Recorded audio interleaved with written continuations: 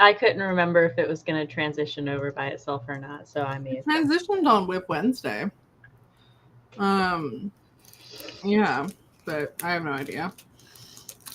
I'm now looking at all your things in the corners. Hello.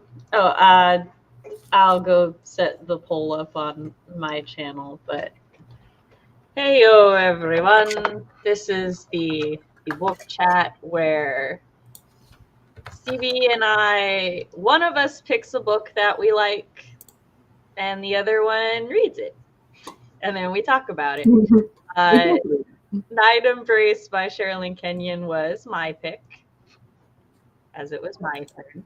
I will summarize the book as soon as I get my poll up. I'm not talking slowly so that I can do this. So we will do this before we go live at one point.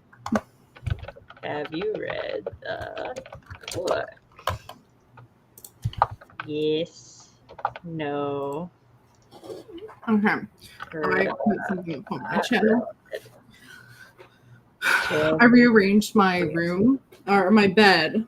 So hypothetically, Storm can sit on the bed right here, and I can pet her. It's like the foot of the bed is right here. But I have a feeling she will not be embracing this, so she might be crawling across my desk. Who knows? Nice. Currently, she is just up to her normal ways of lurking ominously below me.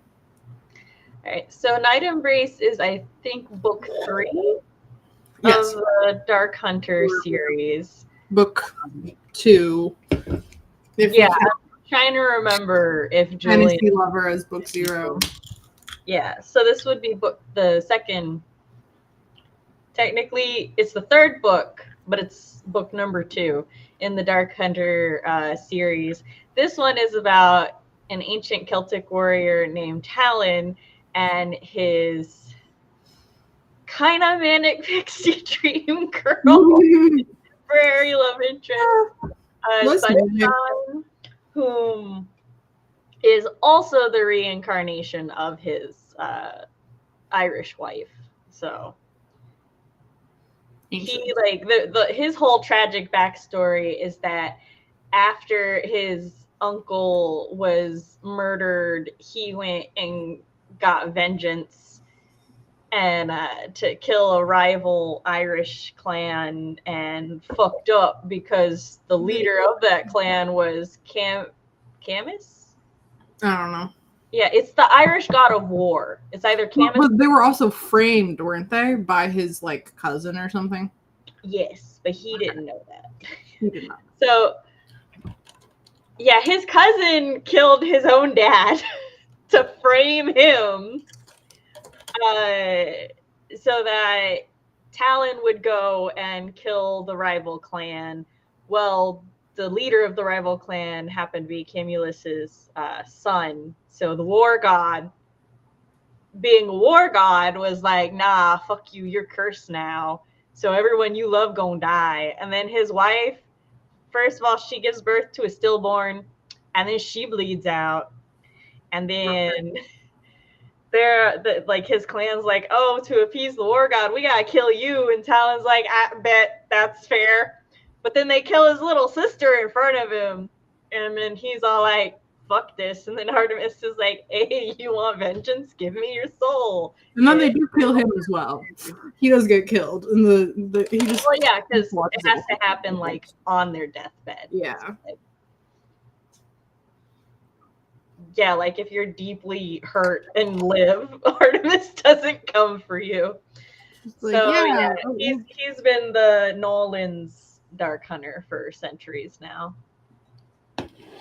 And I will say, I do appreciate that Talon and Sunshine are kind of an interesting pairing in that they fulfill multiple types of romance tropes. They were both virginal in the first life. And then they were both hoes in the second. Yeah. To the point he was all like, oh, I gotta leave after our one night stand. Oh, she's not gonna be clingy, is she? And then she's all like, bye. And he's like, wait, you don't want me to stay? And she's like, oh no, you're not gonna be clingy. Yeah, I did. I was like, oh, that's kind of a fun vibe. And I then wasn't he's loving like, how he was expecting, like, all women beg me to stay. And I was like, ugh. Like, he was ugh. Like, you don't even have a curse. You just think that. he Like, was so bothered. He was yeah. like, And what I do was you like, at mean? least the other men, when it's like, no, I'm actively like super lust after by women, it's like, oh, they have a curse that's doing that. But for him, he's like, no, just women love me, guys. I'm just that good in bed. Yeah, I'm like, okay. But So yeah, I do. I like them in theory and stuff. It's just in execution. Also, I appreciate the airhead representation because I too am a person who's like, oh, I forgot this. Oh, I forgot that. But then, mhm. like, Hi. once they're actually in love with each other, I don't like them as much anymore. And that's kind of sad. And it's not because like they're together. Because as you know, I like reading Yeah, about you power like when couples. people are And I together. like reading things where couples are couples. I just don't I don't think they're better people as a couple. I think they're I better I people didn't have like buddies. they wouldn't they there was no swooning moments for me this entire book for them. Um I bro like Talon. I wanted to like Sunshine. Um but I was so bored every single scene they were in together. In comparison to like cool other stuff happening in the book, every time it went back to the couple, I was like, oh, okay. I will say it wasn't that bad for me. They're like I don't dislike them as a couple. I just get very disinterested in them as a couple, which for a romance book makes me sad. But there, like you said, there is so much other stuff going on, and we're introduced to so many other characters and stuff Yeah. that I think that's part of the problem. Like this is not like this is not they get like a third of the book and this is 2/3 of like the book a is everyone series. else. This feels more like a series intro book than book one does. Yes. And And I'm so, like, hey, why? You're not every scene we get back to them is like a little bit of dialogue, some flashbacks, and then them fucking. And I'm like, you're not building up the romance here for me at least. Because I think it takes it for granted that they're like soulmates or that yeah, they're like reincarnation. And I'm like, I still need to. why'd they originally fall in love with each other? Like he They was were. there for her and not a dick. Soulmates. Soulmates. She She did was there everything for he asked. him. Like literally at one point there was the line No. when he asked her to jump, she jumped. She didn't even ask how high. And I'm like, I know, right? I'm like, sir. that's not this isn't great. But I think in the past, it was supposed to be that like it was like a childhood thing, and he like gave up everything to be with her, and she was there for him. And I don't know, he wasn't. He didn't actually give up anything. Yeah, he did because he was gonna be like arranged to another clan princess, and Yeah, that but when actually he's caused like, hey, I'm actually in love with someone else, his aunt and by association his uncle were like, the gods will it. Okay. Like that was but it did cause political strife because he it didn't. did, but like he didn't make the active choice to give up everything. They're like, oh, we'll smooth this over for you. Like, not even they can go against the gods. Like, if you truly feel you're meant to be with this woman. And he's like, and then there's consequences, but there wouldn't have been consequences if his cousin wasn't a little dick. Like, That's okay. We know why this book really matters. And that's the introduction of everyone else. Of Zarek, Valerius, an icon. Styx, Vane. I guess Fang's there too. Yeah, I didn't care. Okay, so the only if you say you don't care about my werehunters, I'll just go cry. The only people I remember, yeah, I was being a lot of names were being thrown at me. Yeah, I know you did. is our emo Zurek. slave who everyone's like, he's a monster. And I'm like, I'm not seeing really anything monstrous. I mean, like, he feeds on people, but like, he's just kind of angsty like, and antisocial. Like, makes out with them and bites a little. And then there's the he does feed on people though. The wolf dude who's he does. The wolf dude who's into the hot, sexy, strong, tall lady. Oh, you mean Vane and Bride? I will say Bride is not that tall. I think she's only 4 or 5'4" or 5'6". Damn. She's not supposed to be representative of somebody who's really tall. Damn. I thought she was tall, and I was kind of here for that. No, Bride is supposed to be a very like the very. She's size 16 jeans. Like they said, size 16 jeans, and they're like, "Oh, she's so big," and I'm like, "It's fine. I know the style. Like, I'm pretty sure this was happening. This was written like just post heroin. No. What you also have to understand is jean sizes are not the same now as they were. Okay. Then. I did not know that. That's a legitimate thing. Jean sizes have gone down. Okay.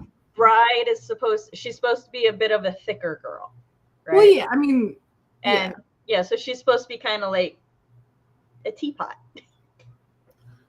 short and stout. I'm pretty sure it's called an apple body shape, but I don't know. And then so there was that guy who's into her. And he wanted to be like or he like, we're not human, but like he kind of wants to be human. I don't know. Okay, all right. Here's the thing. It's a little complicated with Vane as to what he is. Okay. But he's a Katagari, and the Katagari are werehunters who they start out as animal, but they can take a human form. Yeah. I forget what the reverse is called. I don't remember, but they explain that in the book. I'm figuring that for chat. And then, so there was that wolf guy. I know there was a other wolf guy, but they didn't really little brother. And then I don't like at least the voice actor who did mine gave Vane and Fang distinct voices. But like Fang doesn't come back in the book after he's introduced, but Vane does. But then they gave Vane Fang's voice, and that bothered the fuck out of me. They're very different characters. Okay, yeah, there was a lot of characters introduced in this book, and a lot of them were like, "Here's this person, here's about them," and I'm like, "That's really interesting. This doesn't matter to our A plot." Or really our B plot right now. You're filling in the world, and that's valid. But also, I have a feeling you're going to reintroduce all of this next book because you've already explained a second, like the same concept for a second time because you have to explain stuff to different love interests. No, It's so funny that all of these love interests, all the women know each other and are besties, and I'm like, hey, can we go outside the circle of friends? What it feels like to me is Sherrilyn may have had an idea for I think Fantasy Lover was written, and then the first Dark Hunter book was written, and then that one did so well that the publishing company was probably like, let's make this into a series, and then that's why this book has so much more focus on the world aspect of it. I was looking into stuff, and she sold Fantasy Lover and the first one, Night Pleasures. She sold those two and got those two were written when she got picked up by the publisher. Yeah. So that does make sense. But there was I don't know if it was word for word, but explaining how the Dark Hunters are meant to fight the other guys, which are descendants from Apollo, I think. And blah, blah, blah, blah, blah. They were that whole speech again. And I was like, we've done this before. This is reiterating something. And then I'm sitting there, I'm like, every book, are they going to reiterate this? They're going to have to, because each book is, while it's a series, it's supposed to be you could pick up book 12 and just get all the world. I know that's technically... I know that's a thing, and that's somewhat Yeah, I don't what I'm look. I doing with don't like that mine, but either. also I was saying that I was like, yes, I know. Okay, yeah. I'm also It's curious like how an the other anime books are when gonna. you. It's like an anime when you start watching the episode and it's all like, "Hi, my middle child is learning to deal with that with my hero," because at the beginning of every episode is, "Hi, I'm Izuku Midoriya," and he just goes, "I know." I've been here before.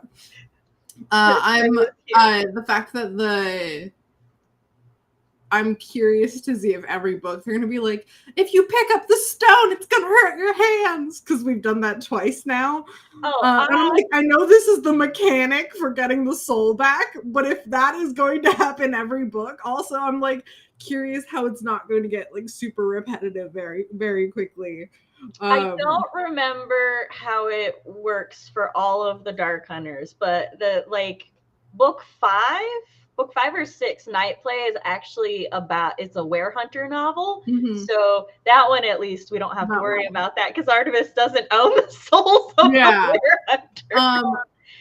Have you finished do you want to keep doing the summary? I suppose I should. So that's the romance is our A plot. The romance is basically just Sunshine and Talon kind of like being fuck buddies a bit. That was rearranged by Bacchus. Mm-hmm.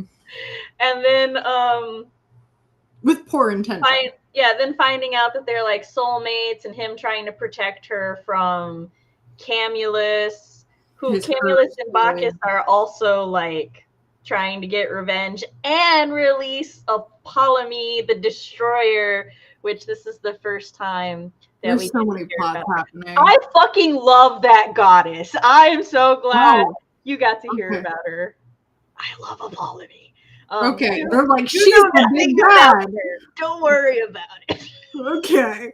They're like, oh no, she'll fuck us all over. And Sam's like, I love her. And I'm like, I'm getting two different vibes. No, she has made a vow that if she is ever released, she's just destroying the world. That's what she's going to do. Okay. And she has no regrets. This is her plan. But I love her. So okay. It's okay. Very typical Sam. She angry and she justified in her anger. And it's the fate's fault. But anyway. Okay. Yeah, so they're trying to release her because they're like, oh yeah, she's an apocalypse goddess. So technically she's not an apocalypse goddess, but now she'll bring about an apocalypse. Yeah, she will bring about an apocalypse, and they're like, yeah, then she'll like reward us and give us power. Yeah, this is what they think. And then but they're stopped from doing so by our gang of heroes. And then Talon and Camulus, like, they have to duke it out, but they never get to duke it out because turns out Sunshine is the granddaughter of the Morrigan, and so now they can be soulmates forever. And Acheron was like, hey, Artemis, I'll be your sex slave for like 2 weeks, or how long? 6 months? I don't remember. I don't know.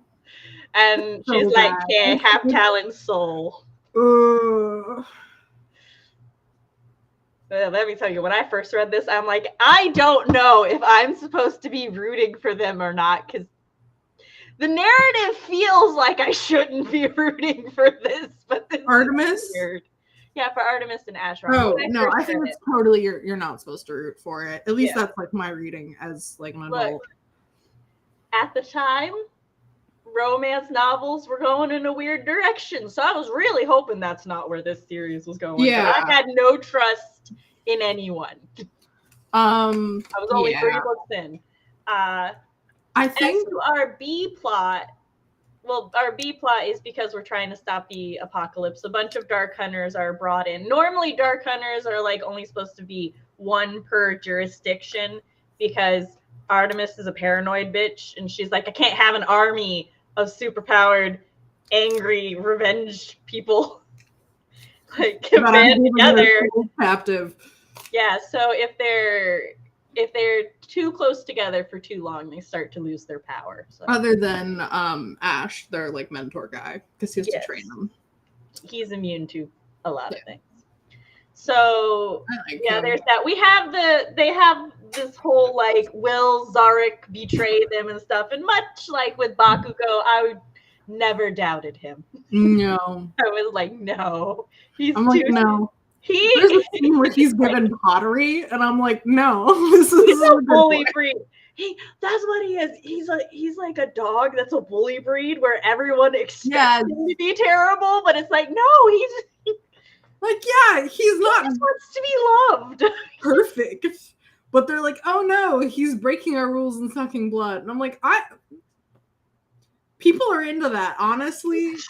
Honestly, like, look, he wasn't hurting nobody. She seemed like she had a good time. Yeah, and she'll forget after a couple of minutes, not poorly impacted at all.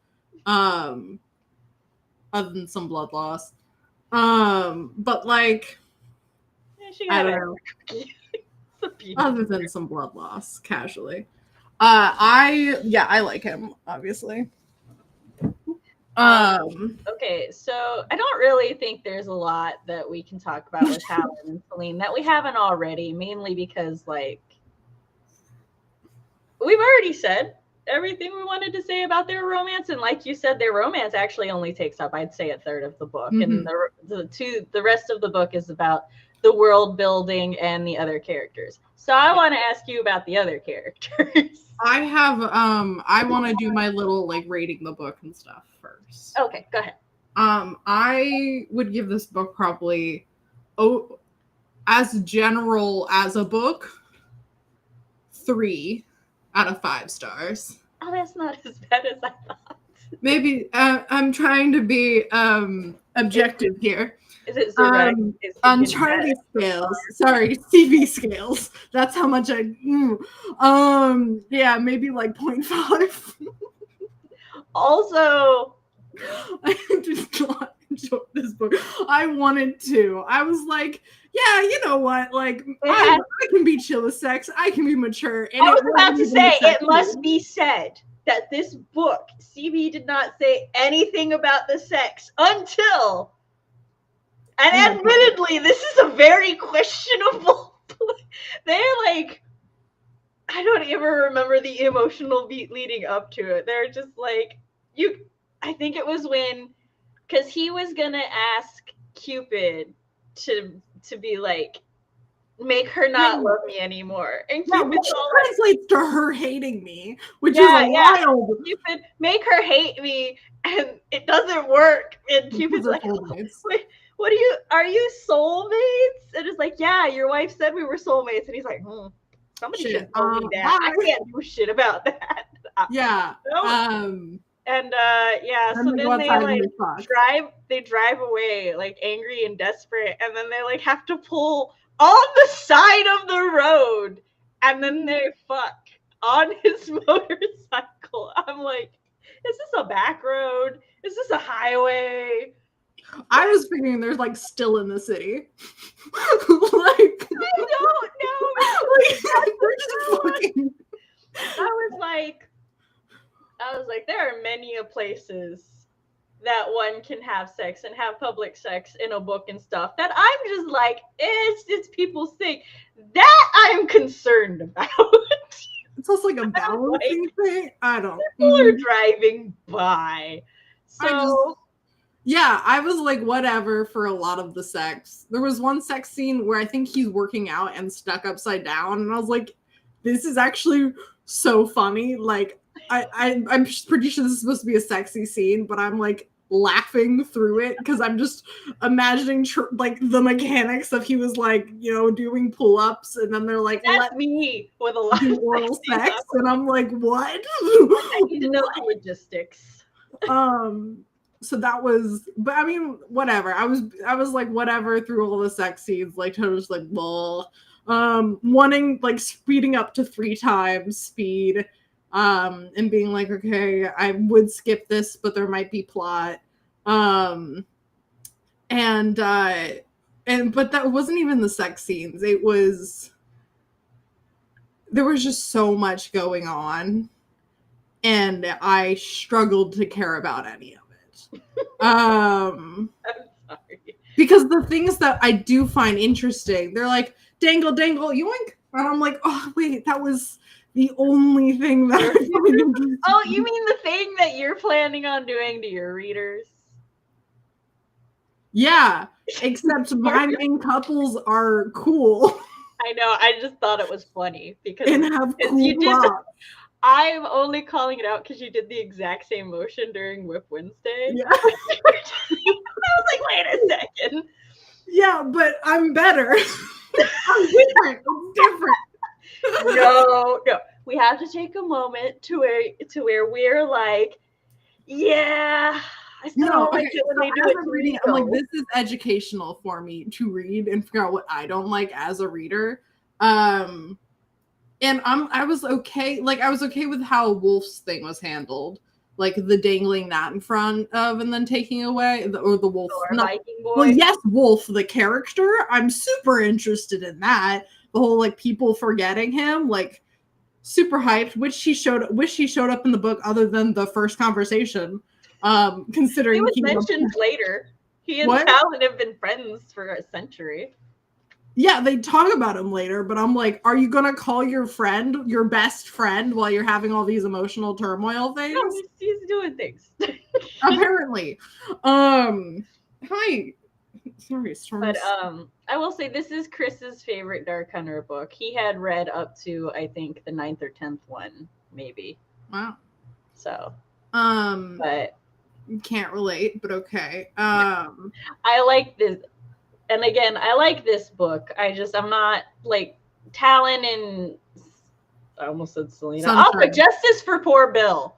Constantly being compared to these men. Yeah. Another thing is I just don't.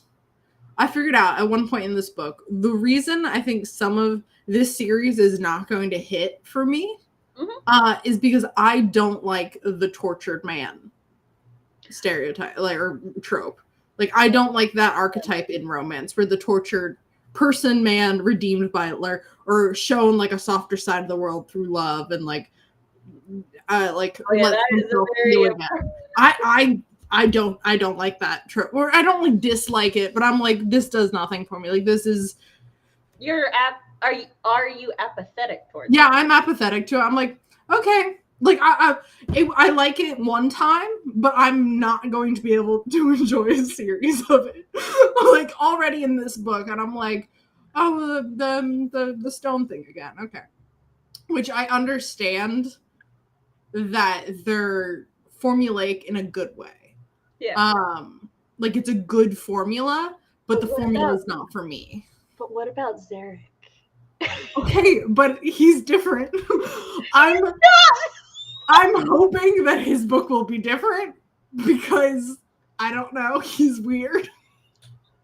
I will say that I do think the main men of the first 3 books are more similar than a lot of the rest of them. Yeah, I do get Julian and Kyrian. Okay, I wasn't sure if I was going to add the wrong syllable at the end. Kyrian mixed up. My favorite character, what the fuck is his name? Nick Gautier. Yeah, that's my favorite character. I fucking love him. Yeah, honestly, the best part of this book, hands down. Him and Zarek, funny combo. Wish we got the rest of the car scene instead of just seeing the aftermath of it. That made it sound like they fucked in a car. Probably. They didn't fuck in a car, that we know. But because we talked about the motorcycle thing earlier, I just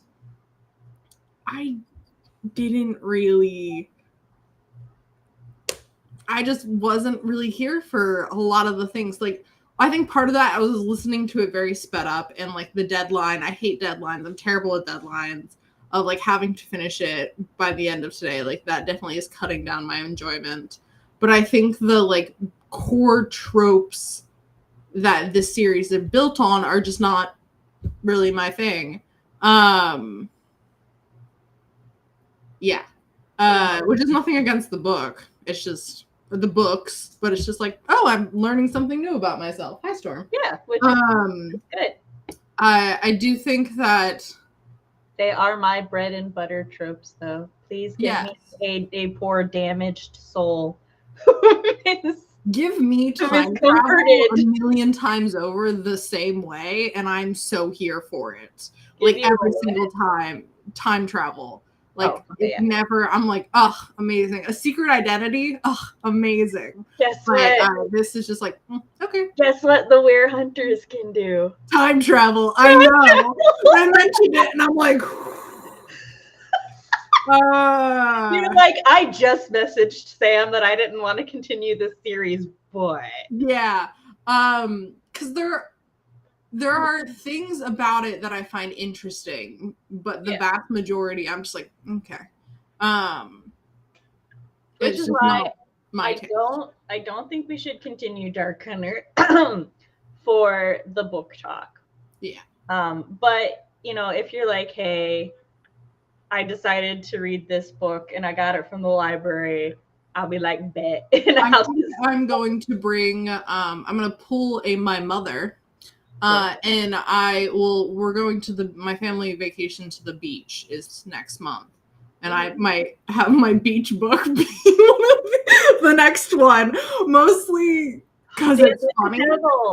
That's the but actually maybe I can't do that because last year at the beach, I was trying to read the Husky and his white cat, Shizun.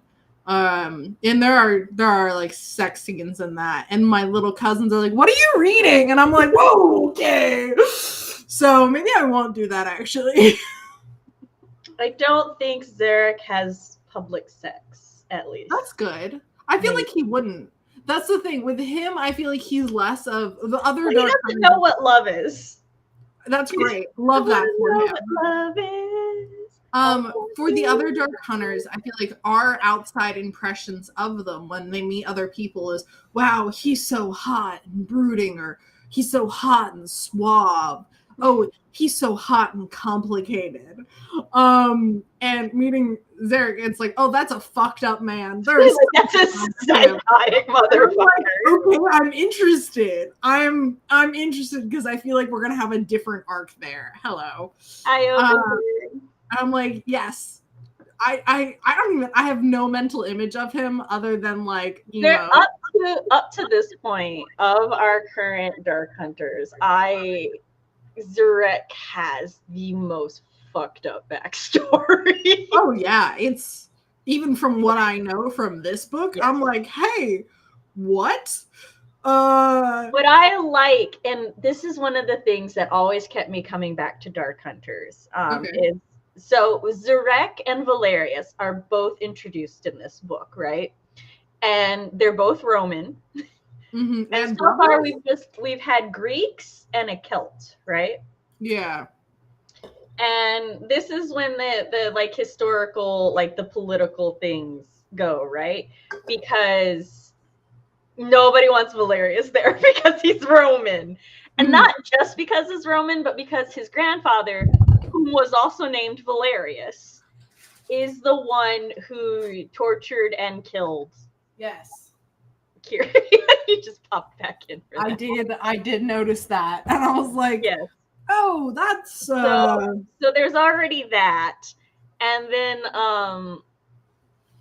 we kind of get that like Zarek has a special animosity toward Valerius too throughout the book. But also he's just kind of so it's like, is it really that different? But then at the end, Valerius, Zarek's like, what up, bro? And I shave. Like, what? Hold on. The sudden reveal of a lack of facial hair. He's like, wait a second. Your eyes. He's like, getting rid of the goatee changed a lot for me. Which is wild. Like, the fact that you didn't see the resemblance. Shave, it can change their entire identity. No, but like watching someone grow up, I guess he didn't see Zarek as a person. He did talk about it. Like hundreds of thousands of years. But they saw each other when they were alive. Yeah, but that's different, like with the ages and stuff. And there's Oh, I didn't know the age difference of those two.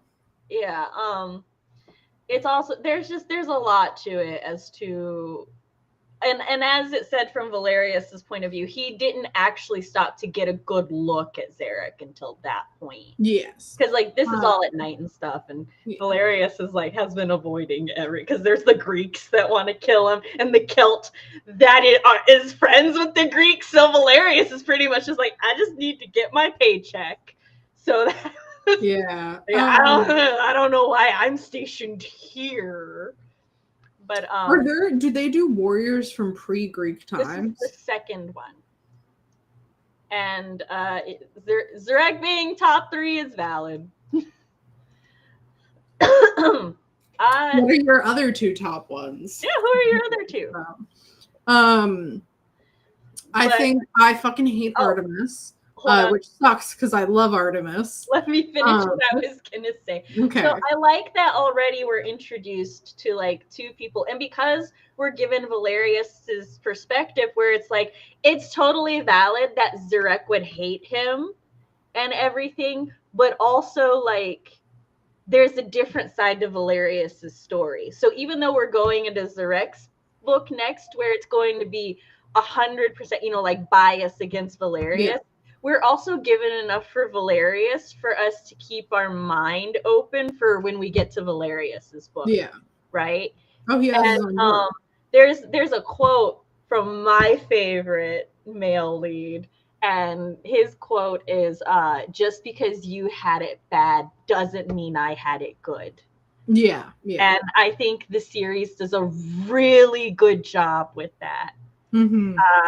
I have to say Talon has a lot of patience with Sunshine, given that she lost. I wanted to like bring that up. She knew his wallet had like $700 in cash, and she just left it unattended. I'm like, I could never.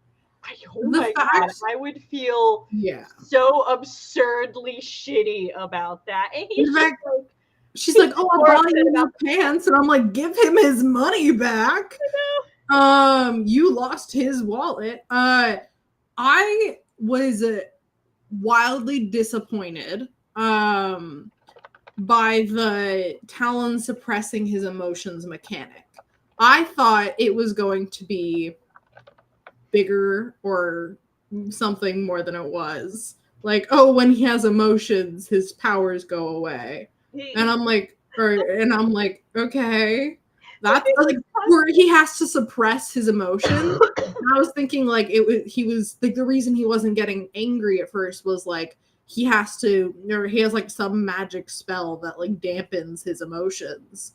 And then I was like, oh no, this is just a fucking like state of mind shit. Sure, I just taught him repression. Like you guys just fucking meditate poorly. You're like the Jedi, but worse. And the worst consequence Talon dealt with because of this though was just he limped for a while. He twisted his ankle and then he had sex on a motorcycle. So what was really that bad? That wasn't in the same time frame. Yeah, I'm like, oh, this could be a really interesting mechanic, like falling in love with someone when you have like a magical barrier on your actual concept of feeling. And then that wasn't what it is. The office sex with the sound dampening barrier doesn't seem as bad now, does it? No, it still does. It still does. They lock the door. Fair. Yeah, no, I still hate that actually. If everyone just stays in their own homes, locks their doors, closes the curtains, then they can have sex. How I do want to point out how cool though is it that Talon has guard gators. Oh no, I love the alligators. I fucking love that. Nick and the alligators are my favorite characters. Wait, who in the alligators? Nick, that's fair. Yeah. I misheard you. I thought you said the naked alligators are, and I'm like, I mean, they are, but why do we point this out? Sunshine, okay, so Talon being like, hey, we're in danger, stay inside because I do have to sleep. And she's like, oh yeah, I'll just go outside to paint. And I'm like, ooh. So if you're outside, She just meant on the porch. I know, but for protection. like these are sneaking. He's asleep. Like, ooh, it's fine. I don't know if alligators like a dog could bark for help. I don't think they can hiss. Yeah, I was gonna say they can hiss, they can attack. They would give her ample forewarning to be able to get back inside. What if the alligators were stealth taken out and then she was like, I don't know. It just, it's fine. It's fine. I'm dramatic. In Vane's book, they're pretty worried about the gators eating them, so. Yeah. Gators, fine, but it's not. Even immortals fear gators. Also, I learned a fun fact about alligators and crocodiles. Apparently, alligators can stick their tongues out, but crocodiles cannot. Oh, when I lived in Texas, we had a bayou right behind our house. And I always get alligators and crocodiles confused, but one of them, whichever ones are in Houston, would like attempt to crawl into our yard. Did they have the fat faces or the skinny faces? I don't remember, Sam. This was half my life ago. But we would go around like outside the gate down to the water and stuff. And there's a pecan tree back there, and we'd like collect pecans and then make sure we don't avoid the alligators or crocodiles, whichever one. And one they like the smaller ones were able to get through our fence, and then our dogs would want to like play with them. Everyone was fine. But well, I hoped so, but yeah, that was a thing. Also, can we just say that something absolutely devastating happened in this book that is sort of Talon's fault after Vane did him a super solid. Oh, the sister dying? And him just like fucking through it? Yeah. His pregnant sister and all of her babies died. Yeah. I was like, maybe I understood that wrong because we glossed over it real quick. I was like, were other people protecting the werewolf? It's actually it's a really big plot point in a couple future books. Oh, good, because it wasn't in this one. Because like at first I was just like, is that actually Acheron or is it like Styx fucking with Talon? And then like it does not brought up, and I'm like, no, wait, I remember that is actually a really big deal. Yeah, it happened, and I was like, maybe like she and like the baby she was carrying died, and I'm like, which is still bad. Yeah, but the other kids were fine, or like they're not treating this like it's the absolute like devastating tragedy that it is. So I'm like, maybe I'm misheard and I didn't care enough to go back and check. Because I was like, no one's reacting to this the way, and we don't hop back over to the werewolves for the rest of the book. So I'm like, okay, they're being depressed. I know, but I'm like, they're not helping nobody no more. We didn't get like a revenge moment or anything from them in the book. And the fact that it was treated like, oh, it was Talon's responsibility and he just didn't, and oops. And I'm like, this is not an oops moment. Like, sir, this is saying like, hey, you should like you should go be like, hey, my life is forfeit because I failed my job. Like, no, not that, but I do feel he should have done something to at least express his remorse to Vane and Fang, because they did set it up that the sister like wanted to. Well, she was going to die regardless. Yeah. But not all of her babies. So no, the puppies were going to be fine. Yeah. Orphans, but fine. So I was like, okay. There's a lot of orphans in the Werehunters. They're in a war. That's rough for them. It is. It's very rough. If they or I guess they can't travel once that sucks. It's because like once they get pregnant, they're locked in their default form. Yeah. Yes. And using the magic and stuff is dangerous for the babies. So There was a line near the beginning where Talon says it to Acheron right after Styx first showing up and goes, and I wrote this down, "There's not a man on earth that looks like you." And I was like, so we do know that's not true because you already met his double. yeah, but he doesn't know that. Yes, but that is such a like heavy-handed, like, there's not so, you don't have a twin, obviously. Yeah. And then Acheron went fucking pale. I'm like, yeah, it's a twin. Okay, like, so I already knew that Styx was Acheron's twin from us talking in the past, but I'm just like, that is the line. So I do, like I said, I wanted to talk to you about some of the other stuff. Okay. What is your current impression of Styx? Because I will tell you, like, yes, I have future knowledge, but I also very distinctly remember what I thought of both Styx and Acheron at the end of this book. Okay, so I know my vision of Styx is slightly clouded because I know you love him a lot. And at one point, I have like a very vivid memory of me in my car and you explaining his entire lore to me, but I don't remember a lot of it. So I just have a general impression that he is a mistreated baby boy. But my impression would be, yeah, you were treated wrong, but now you're making it everyone's problem. Calm your tits. That's a valid read. And then, but then they're also like memory, and I'm like, has he been memory whammied by someone evil? I don't know. There's definitely shenanigans happening, but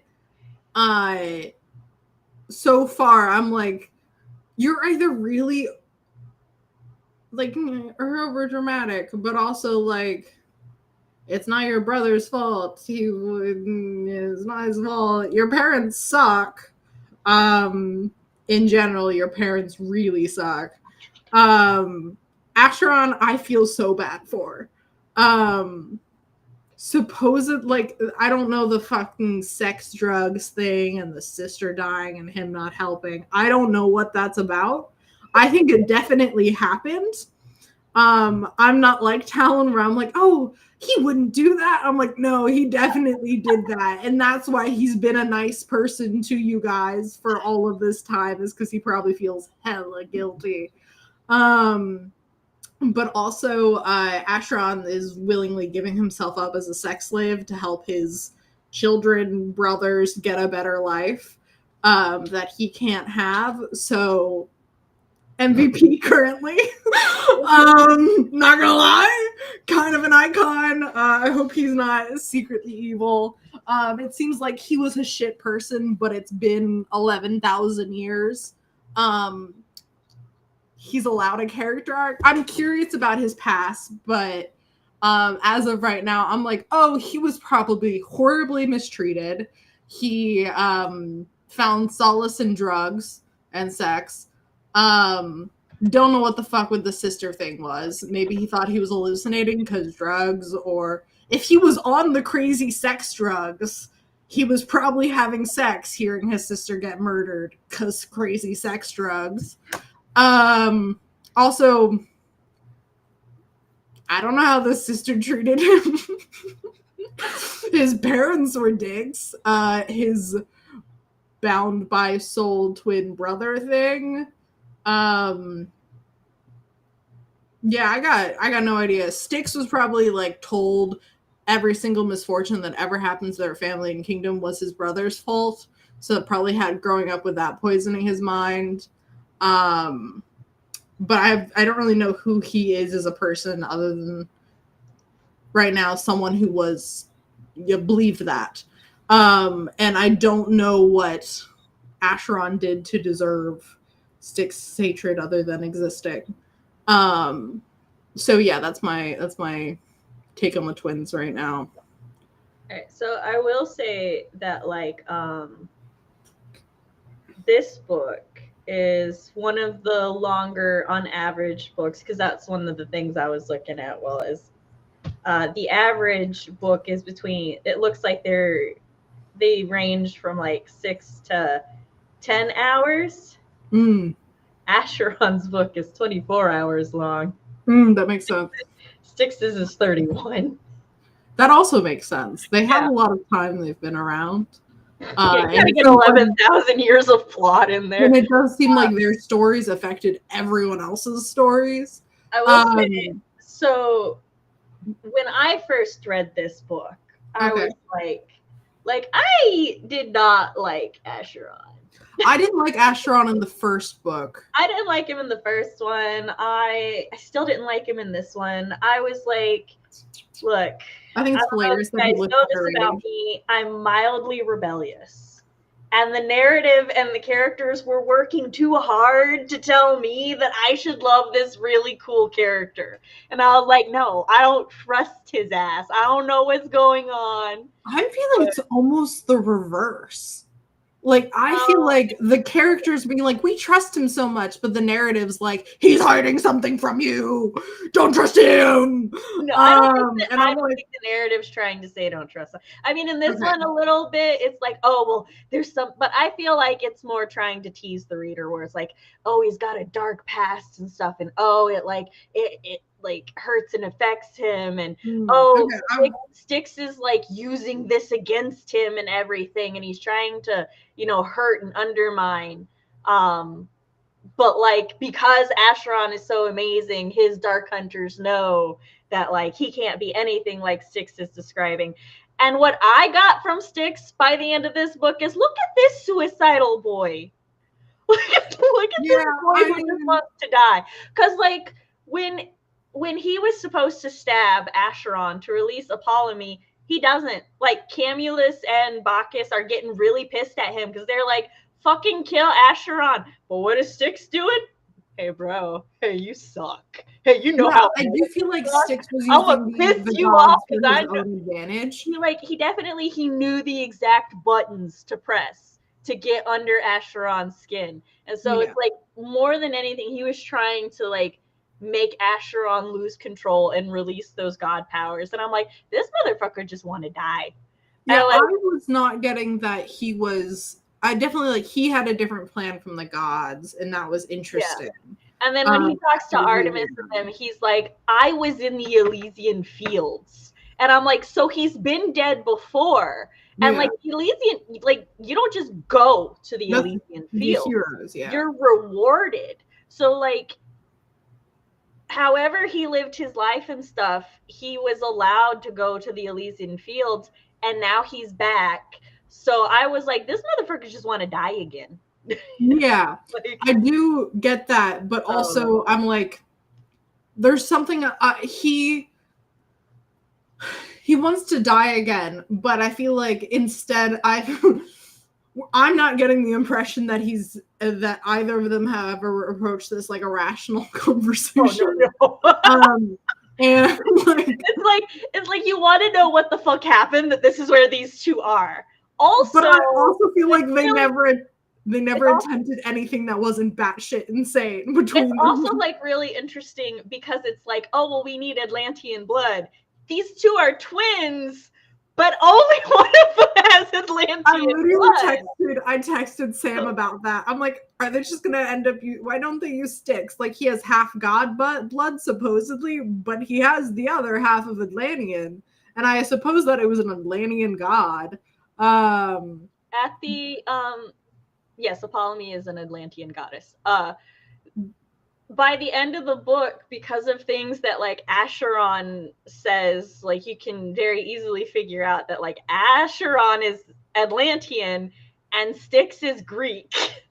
And it's like, and they shared a womb, and it's like, we have no further details. We do, but it's like, you know, it's the ancient civilizations, so you're like, okay, gods do things. So. Yeah, I was like, okay, are the Atlanteans a different set of mythology than the Greeks? Because I feel like the other stuff, they're actual mythologies and pantheons, and then Atlantean, it's like, the Atlantean, they did have their own Parthenon. within the series. Also, I'm like, Atlantis is not real, Sam, right? Like you're not telling me that Atlantis is real, and I just missed that. First of all, there is actual there is proof that Atlantis existed at some point in some way. We just don't know how or when. I'm like, but I'm not like out here growing up with like the Roman mythology, the Greek mythology, the Egyptian, and the Atlantean, and I just missed that. But I'm talking purely within the world of Dark Hunter. I understand that yes, Atlantis had its own Parthenon. Yes. And at the time that Atlantis had its own Parthenon, the Greek one was really early in Greek's history. I hate that Styx's parents are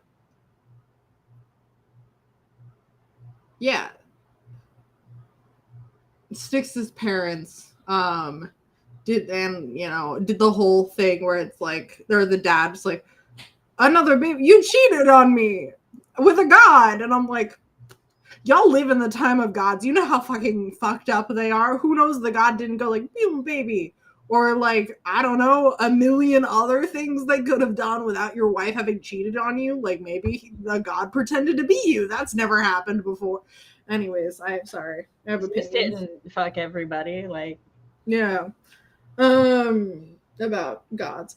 Also, there was something that was slid into this book that like I thought weird when I first read it, but then immediately forgot it because other things. But like with my future knowledge, I'm like, oh, that cookie crumble foreshadowing. Part of me is sitting there like they named Acheron after the river, blah blah blah, and then they're like, why'd you name Styx? Did you name Styx after the river?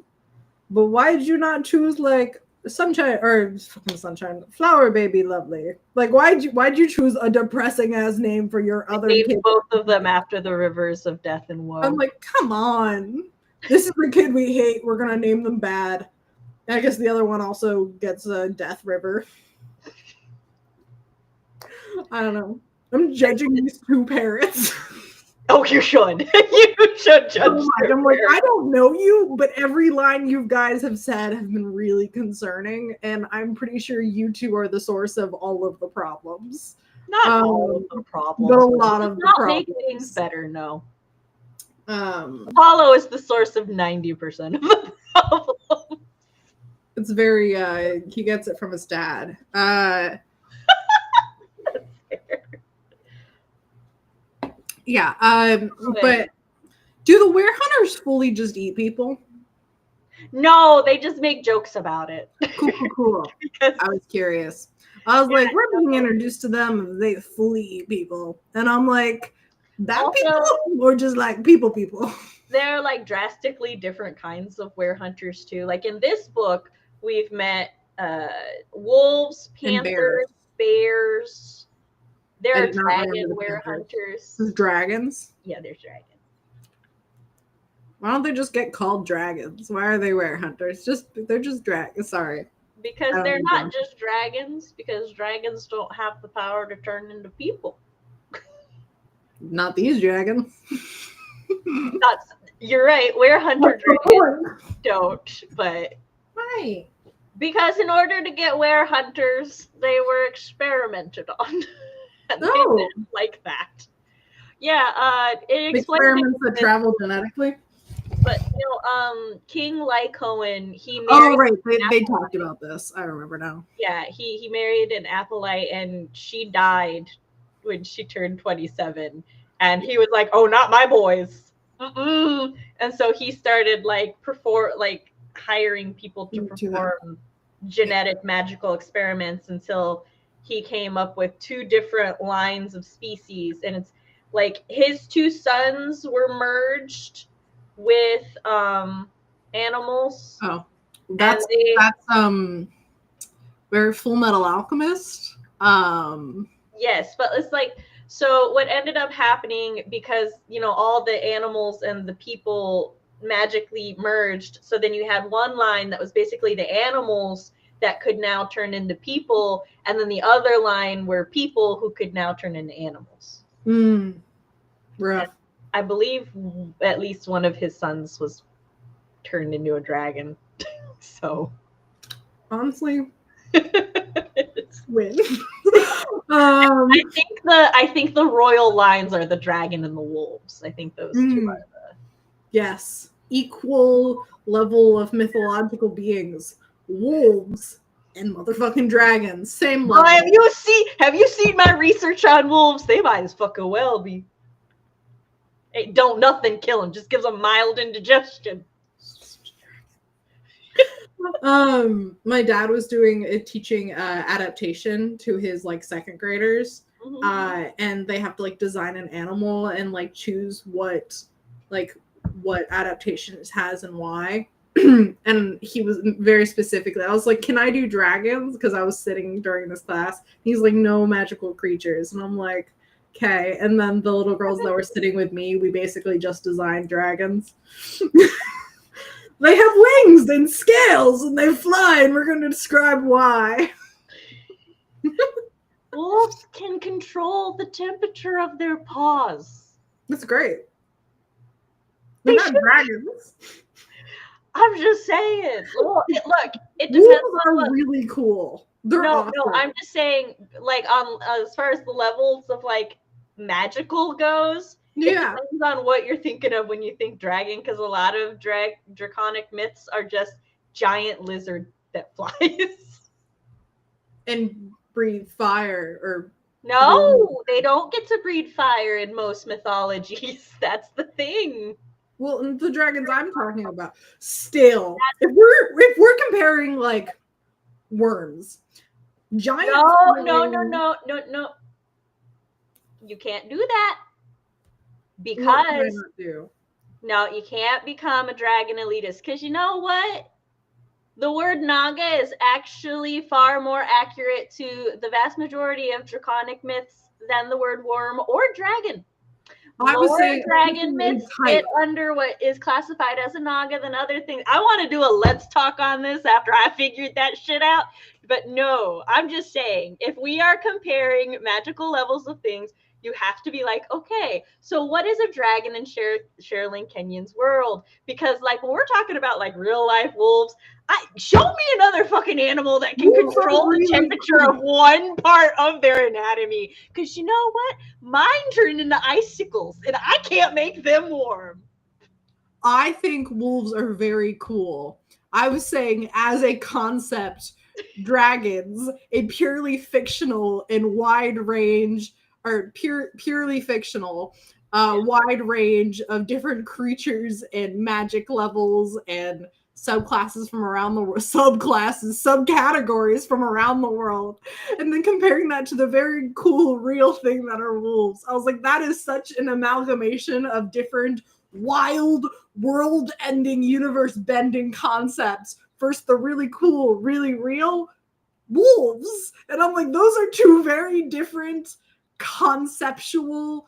I'm just saying, wolves aren't even in like my top 5 or maybe not even my top 10 favorite animals. I've just learned that those motherfuckers just don't go down. And now I'm terrified. I'm like, this is why werewolves are indestructible. So that's fair. My favorite were hunter though is not a wolf or a dragon. Is it a bear? No. Although the bears are good. Is it a panther? He's a hybrid. He is a leopard and something else. I was going to go cat next, which counts as he leopard. Is a cat. Yeah, he's a wild cat. Okay. And he isn't all there, and that's fine. Okay. Right, so he was extremely mistreated, okay? He hates people. He has a pet parrot, though. A parrot? He has a parrot, yeah. Okay. Yeah. Would you like a parrot? Too bad. You don't get a parrot. I don't want a parrot. I have to look up what he is. His name is Rin.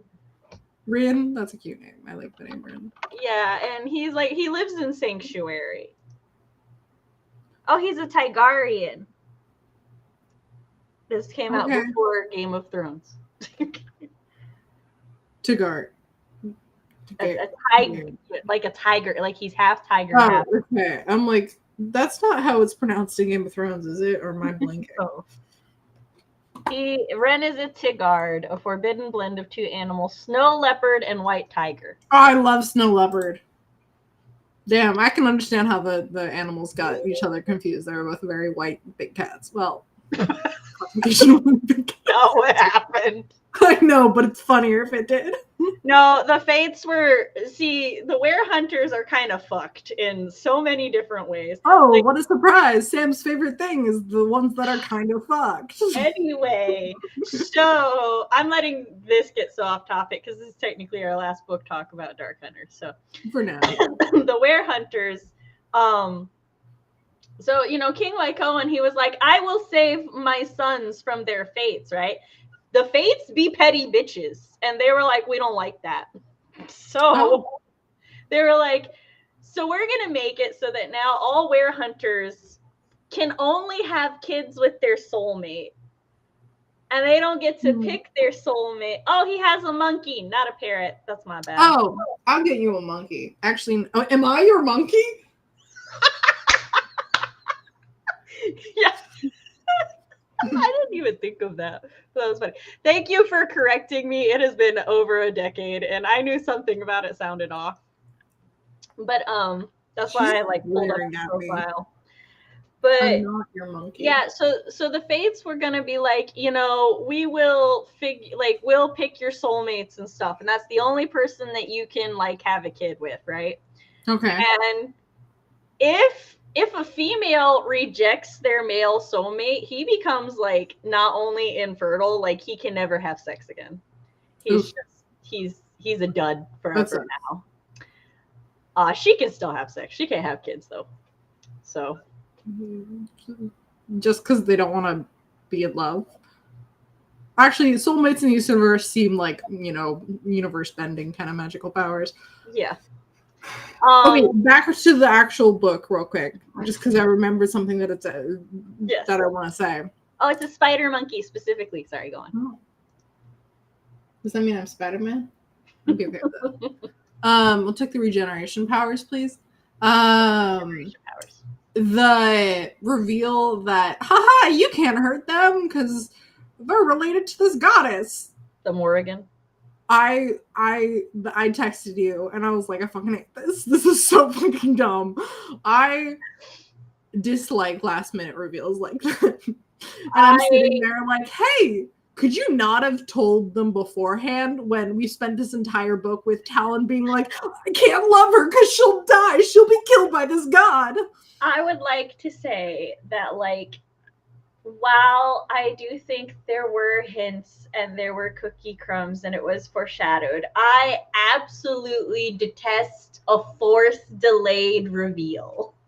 Like you were saying, this could have been something like she could have told her, she was like, follow your heart. And by the way, I'm a god.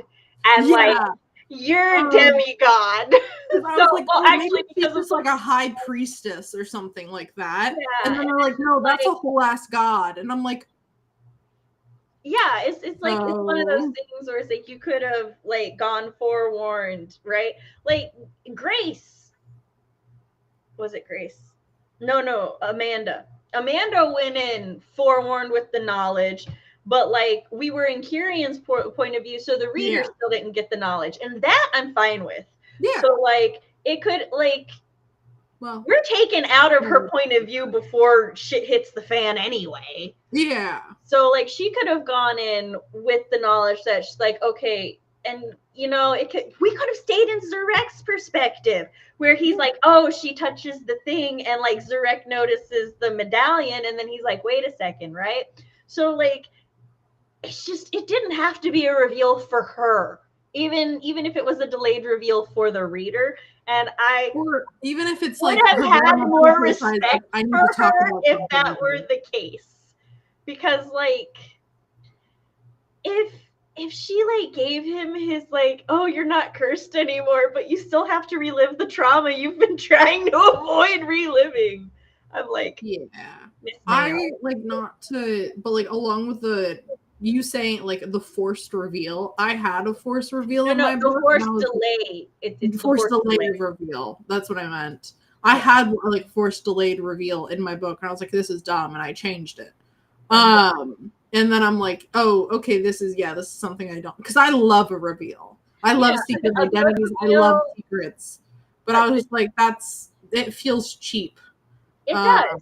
And it makes it feel cheap, and it makes it feel unsatisfying.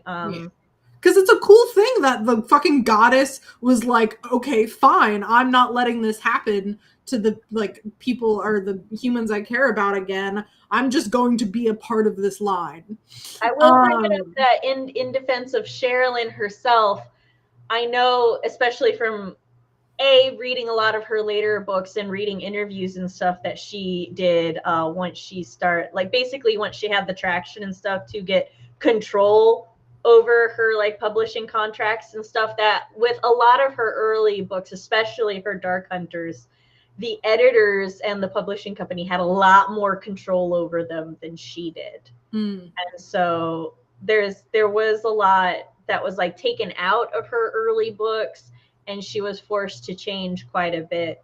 So I'm hoping, I'm erring on the side of benefit of the doubt that was something that her editor, her publisher made her do, especially since it felt like she herself was gearing up for like, maybe, because it felt more like the foreshadowing was leading towards Sunshine would be protected from the Morrigan or by the Morrigan, but then like Talon would become the new Celtic god of war.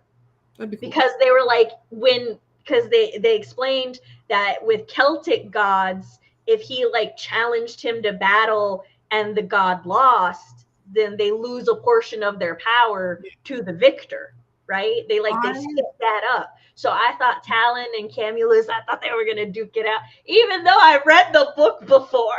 I thought there was like Sherrilyn Kenyon McQueen is a really good writer, and there are definitely points, like a noticeable amount of moments and points and plot decisions through these 3 books of hers that I've read that feel anachronistic to everything else. Like lines here and there, or like reveals that are weird, and I'm like, you did something very similar to this really well, and it seems weird that all of a sudden this is not landing right, like not landing with as much like grace and finesse as you've shown yourself to have.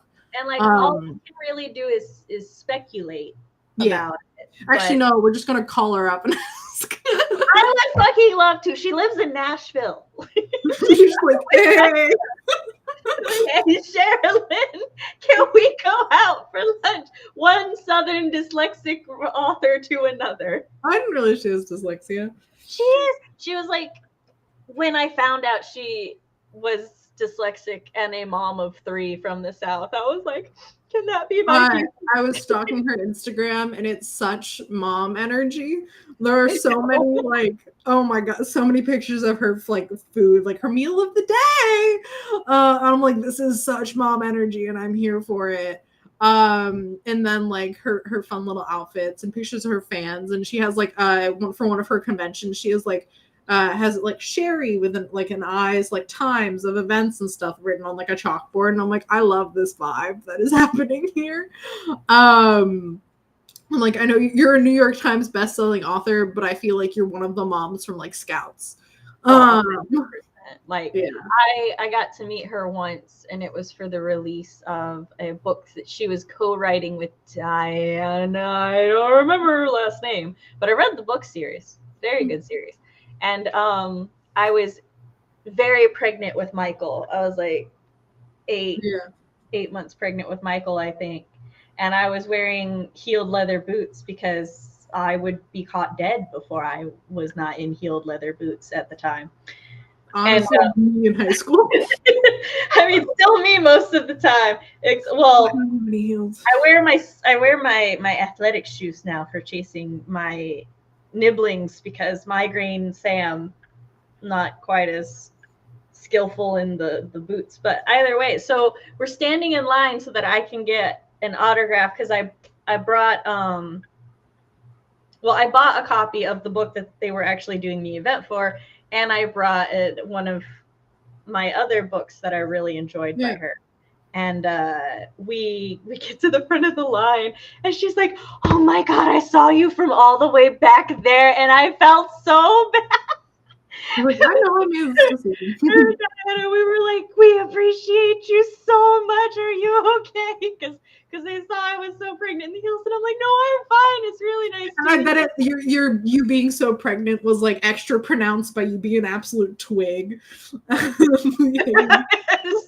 Like, oh God, it was a pea in a straw. I swear I'm not one bend over from popping. We good. We have another month. But yeah, she and Diana had such mom energy when they. Yeah, it was definitely. I was like literally like went up and rechecked whose account I was on when I clicked on it. I was like, did I just click on some random like Southern mom? I was like, no, because this is the author. She goes to Dragon Con every year. Mm-hmm. I want to go. It's always my birthday weekend. Her kids, her grandkids, her daughter-in-law that she just refers to as her daughter. Nick is old enough to have kids. Yes. Nick is her oldest. I think it's Ian that has the kids. Oh. From stalking the Instagram. I was getting slightly confused. There was a lot of children that looked vaguely the same. At first, I thought they were her kids. I was like, how old are you? These are babies. I was like, oh, you're just saying babies as like they're your babies, just like once removed, but they're still yours. Yeah, she has 3 or 4 sons. I think 3. I think 3 too. Yeah. But Nick he's her oldest, and the only reason I know his name is because of Nick Gauthier. And he is named after her son. So that's fair. The best character being named after her son. It's very. I think Ian's older than I am. I mean, probably they were all in high school when I had my kids. Yeah. Just by a couple years, I think, though. Hi.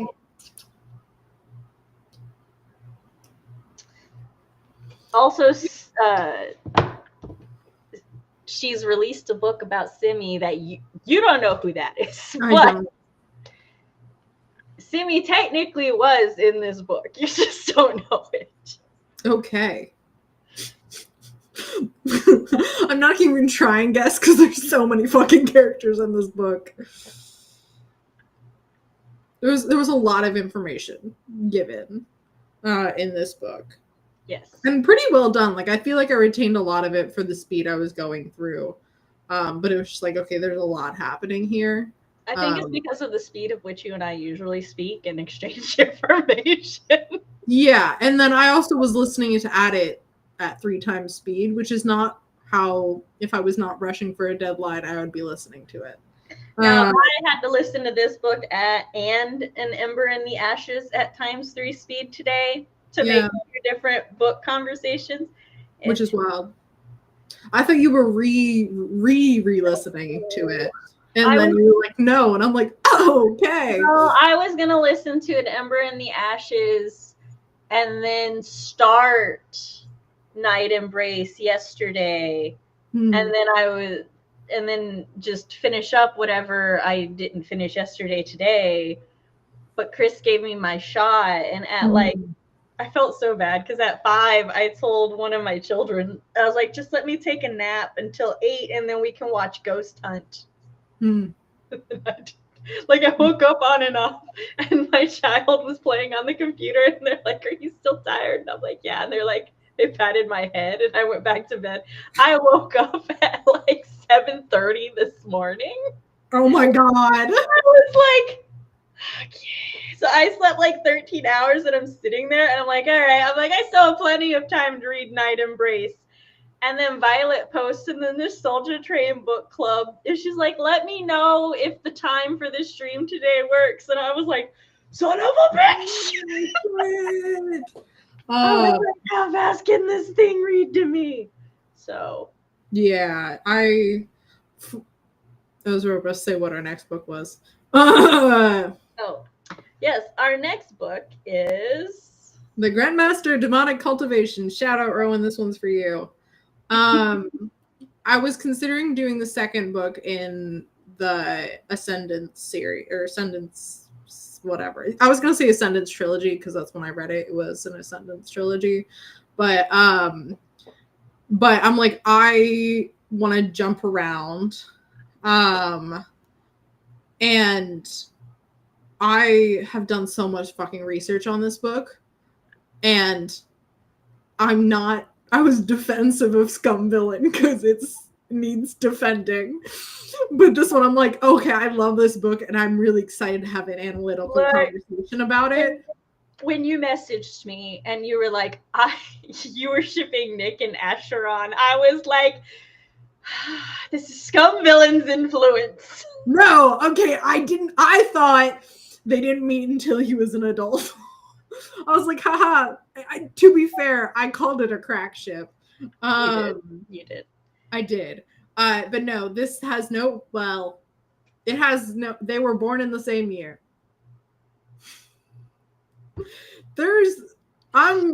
Anyways, I'm not even defending this book. I love this book. I think it's a really interesting study on censorship and adaptation. I wrote a final paper on it in college. I think I can go back in Rowan and I's texts and find my because I was texting Rowan as I was reading it for the first time. I think I can go back and find that. Have you read the official English translation? Yes, I have. Okay. I have read the official English translation. And this one is it's very well done. And then I watched the animation show and the live action one, and seen their censorship laws. But there's not censorship laws in the book. Whoop whoop. There weren't any in my book either. No, there weren't. I almost wish there were. Hold on, Bookworm. Sorry, go on. You can answer Bookworm's question. Okay. Well, unfortunately, I don't think so because CV messaged me that she doesn't think. I don't know. I'm getting very mixed feelings from her because she started this book and she started the book for today, and she's like, lovingly, I don't think I can do another Dark Hunter. And I was like 40% through this book, and I was like, I don't know if I can do this again. And I was like, okay. But then she's like, the more she read, the more she's like, I kind of want to read Zarek's book. Yeah. So I don't know. Right now, I don't have. Yeah, We're right now. Take a break though. Well, yeah. Look, we took a break already, but I'm just like, I need one of these like every couple months. Yeah. Okay. So I was doing one every third or fourth month. And that's so valid. I have such apparently a limited capacity for this. And I'm like, my thing is, okay, so what I texted Sam in all seriousness is I have to be in a very particular like mindset and mood to be enjoying these books. I know that mindset's not horny. That's just wanting a very like intense type of romance. And I'm not in that mood very often to like, that's what I want to read. And so with reading these, and I'm also a chronic procrastinator. I have ADHD. And so I put off reading these to the last moment because I won't be in the mood for reading them. And then I'll end up having to like speed run them and not enjoying them, I feel like, as much as I would if I actually read them when the mood struck. I'm going to start sending her. And I feel like that's kind of a disservice to the book. I'm going to start sending her a different date.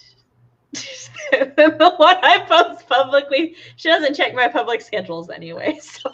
No, I don't. But then I just speed run it before that and then not enjoy it as much. No, because you'll be like, I just started it, and I'm like, okay, streams in 2 days. And then you'll like put off. Then I'll put it down for a day and a half. I don't know. I know. But so I don't know. Perhaps we shall and we'll talk about if this is feasible, but maybe what we will do is do like a pop-up book talk. Yeah. So we must speak with our graphic designer about this. Whereas it'll be like a pop-up book talk. So it'll be like CB was like in the mood to read it, so she read it, and then of course I just immediately reread it, and then we'll do a pop-up stream the next day. Because I can retain the memory of the book, especially if I'm like taking notes. That sounded like I was shading you. I wasn't purposely shading you. It's just a thing we've talked about before. How if you read another book, you'll lose memory of the book. No, that's not what happens. Or you'll... No. I have a sub-threshold of OCD. Okay. And my OCD tells me I'm not allowed to read another book until we talk about it. I don't have that. I won't forget. I don't have. All right. No, so I don't forget things. Like I told you, like my memory compartmentalizes to the point where I remember my exact thoughts the first time I read this about certain characters and stuff. So that's when not we were talking about False Prince. But I see you were trying to shade me. I wasn't. That was just the situation. But for this, luckily, I don't have to remember my mindset when I read it the first time because I can go look at old Snapchat videos and Rowan and I's texts. She cheats. I am cheating 100%. And then maybe we can do a reading of the essay I wrote because it was really only based on the first volume. So. So.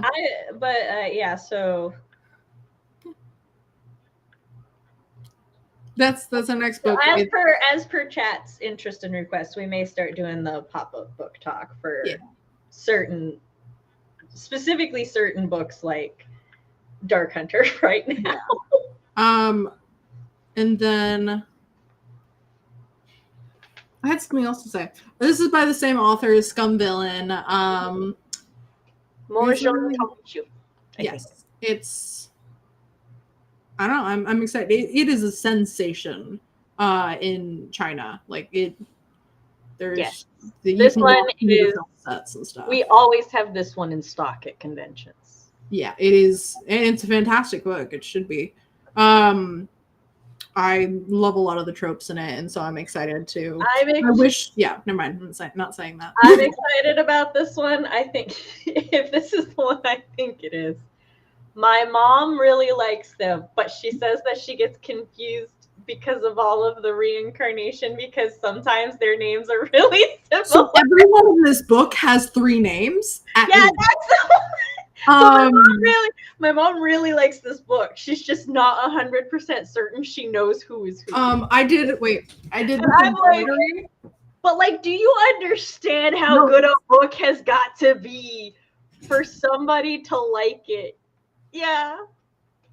It's them. I did the first I think when I was reading the first time texting Rowan and being like, hey, is this person and this person the same person? And Rowan's like, no. And I'm like, fuck. Because there's also all the clans, all of the people have the same like Fear not. I will assign everyone their own name. And I won't never have to worry about it. I think I don't even remember. I think I called Wei Wuxian like my boy, and then I called Lanzan our boy. When I was talking to Rowan, I was like, my boy versus our collective, or like your boy, because this is your favorite and this is my favorite. My sister and I, we watched the anime Pumpkin Scissors. Okay. We got through the entire anime. We know none of the characters' names. Not a single fucking character because we just renamed everybody. After I finished this, I went to read fan fiction. I'm like, I have no idea who anyone is. I don't know. I need 2 sentences before I figure out who you are talking about. And it's like, it's gotten worse. It's gotten worse as I've gotten older with migraines and stuff. I'm like, I don't remember. I understand why Sherrilyn's names are so simple now. It's so I can remember them.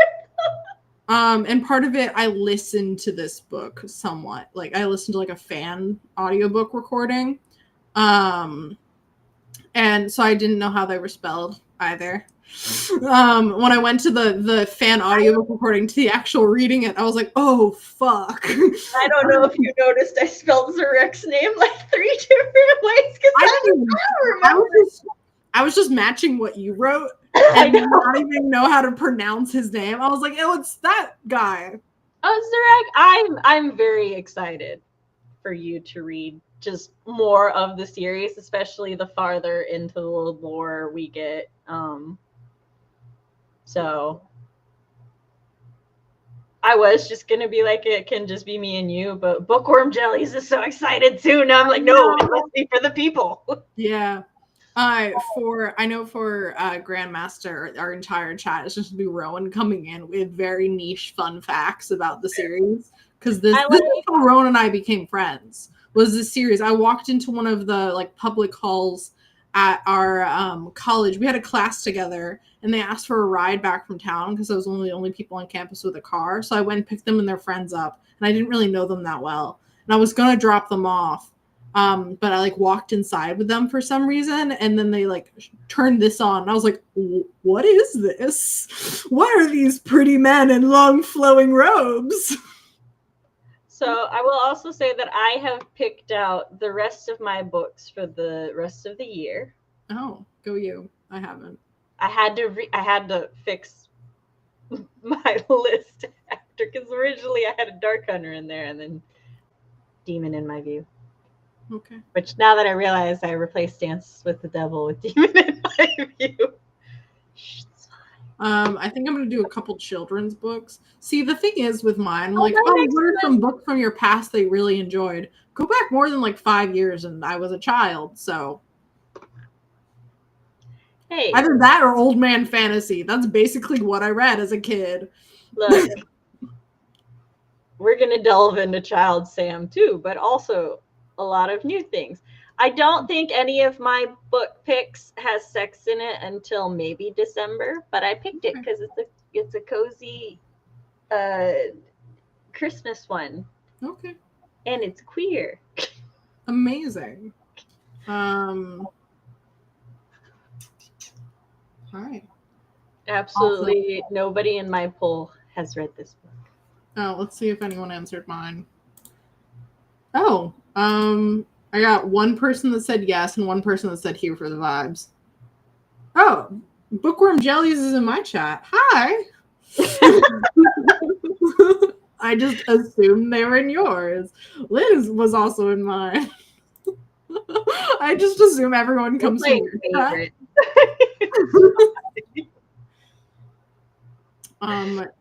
I have no more thoughts about this book. I mean, I probably do, and they'll occur to me over the next couple hours to actually having my brain to like contemplate on the book, but not as of right now.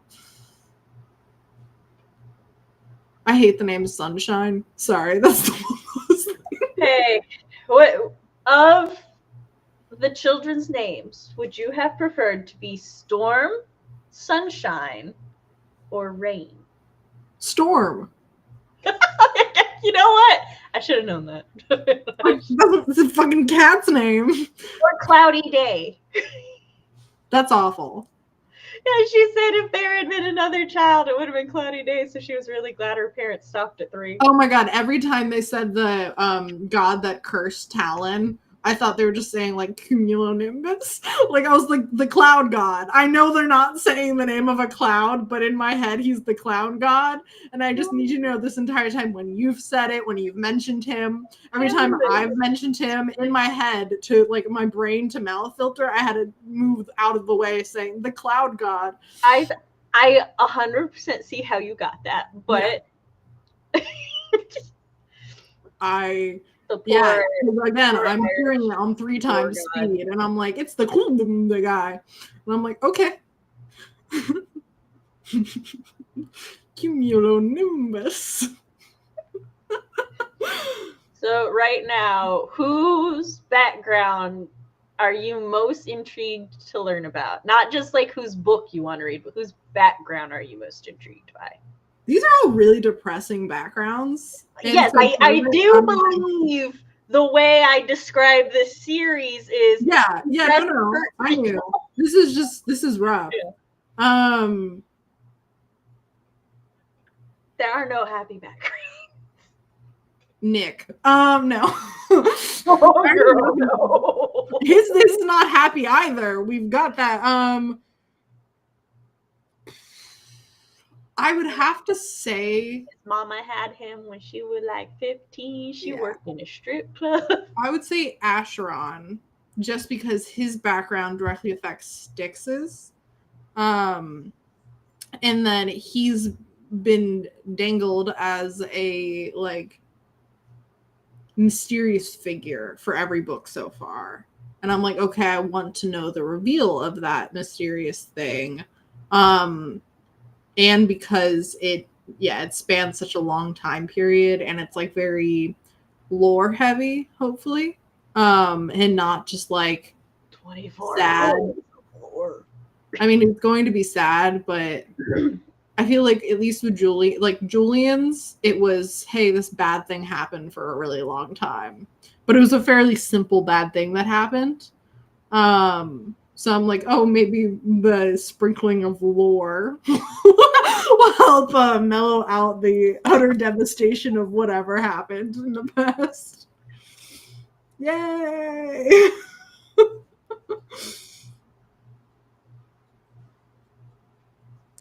Yeah, they're just kind of depressing books. They're like a fun combo of depressing and horny, and it's weird. It's a weird combo. It's They like, hey, we kind of tear up, and then we want to get you wet in a different way. And it's like, hey, no, they're like horny hurt comfort. Yeah, and I prefer normal hurt comfort with some like found family angst and some time travel because I'm always there for time travel. We have found family angst and time travel. You're just not at those books. Well, I mean, every Dark Hunter book is a found family book, but yeah, I wish we had more found family and less romance. We're getting there. I mean, Acheron was with the baby. I forgot about Acheron holding a baby. I'm like, amazing, revolutionary. Show me more.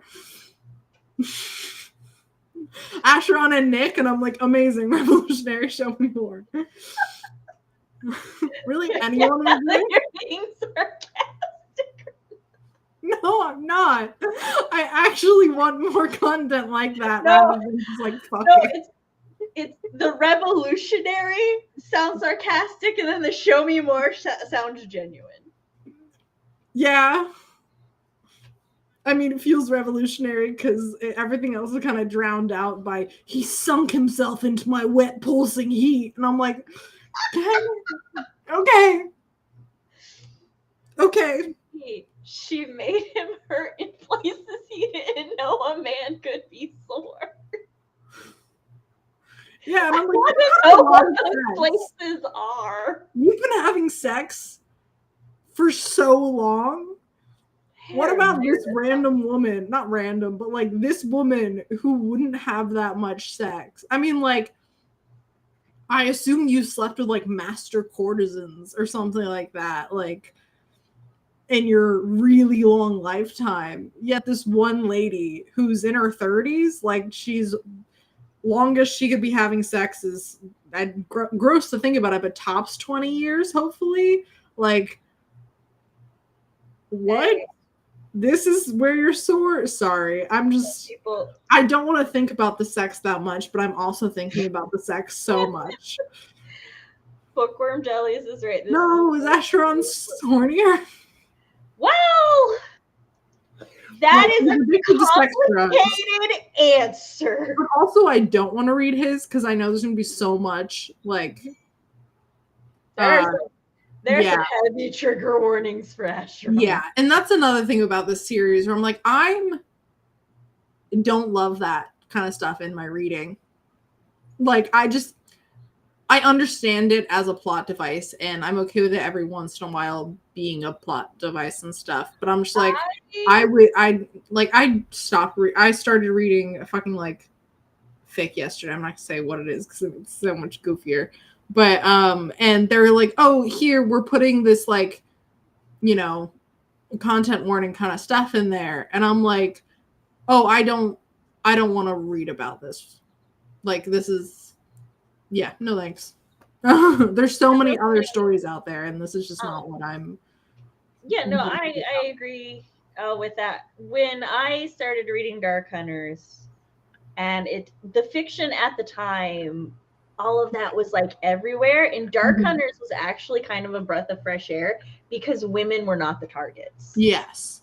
And it was both fascinating to read it where women were not the targets and where it was not a joke that men were. Exactly. That's what that was the big thing, because like with sexual assault and stuff like that, it was very much either women were the targets or men were a joke with it and stuff. So I really appreciated how Sherrilyn handled those topics and stuff after having read it be so misused with men being the targets, and just having to read about, like, even in today's fiction, women are like, but I do understand, like, so for me, one, I'm desensitized to it at this point. I'm just like, it's just a thing.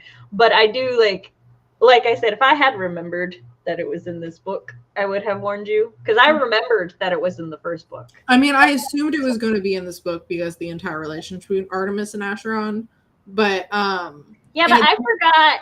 Okay, let me tell you, when I think of Talon and Sunshine's book, I don't remember much of the book. They had a full sex scene. Because I did actually skip through some of the Artemis and Acheron sex scene. I literally just like, as you should. I know.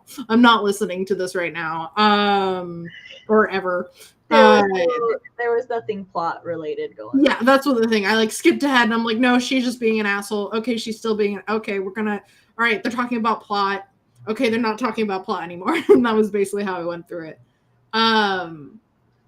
Yeah, but it just, I've read it a lot in things just because existing and seen it a lot. But I'm just like, if I'm ever presented with the option not to, or if it's the story is so good that I'm like, okay, this is compelling enough where this thing that I don't want to read about is within it, like I'll keep reading, or it's like beautifully done or something like that. Yeah, this is not. I'm not enjoying this series enough where I'll put myself through not reading something about something I enjoy or anyone enjoys reading about for it. So I will say I am not defending Acheron and Artemis's relationship at all. There is a very complex set of dynamics that goes back dubious consent. And it goes back like 11,000 years, and it's just I don't ship them. No, God no. But I do find them fascinating. Yeah, it's an interesting dynamic, but I'm like, okay, I'll read a paragraph about it. I'll if it's not happening anymore, but it's actively happening as the timeline takes place. So I'm like, oh, I'm not going to get a resolution healing journey from this. This is just witnessing it happen, and it's continuously happening for a book. And it's like a sacrifice that he's willing to make for other people, and other people not even knowing really what's going on. And I'm like, okay, this is just sad. So anyways. He is a sad boy. He is sad. All of them are. That's the point. And that's also not my vibe. The Amazonian queen, she's badass, though. You haven't met her. She's sad too? She's a dark hunter. They're all sad. Exactly. That's what I meant. I was just saying she's badass. That's all. They're all badass. She hooks up with a burr. Good for her. But yeah. That's my thoughts on Night Embrace. Also, I feel like it should be called Day Embrace because they're always fucking during the day because he can't go out during the day. So they're like, oh, what are we going to do all day? Let's fuck. I'm like, no, at night they're not embracing. They're actually doing shit. Let us fight the publishing company. Yeah, I'll fist fight whatever company published this. But, so, all right, we should go ahead and wrap up then. And join us next time for the Grandmaster Demonic Cultivation of Nordal Yushi. Also called a million other translated titles, but Grandmaster is what I usually call it. Yeah. Thanks for joining us. We will be streaming together tomorrow for the Monday stream. And then Whip Wednesday will be Tuesday this week. So Yes. we'll see y'all then. Bye. Bye. Thanks for joining us.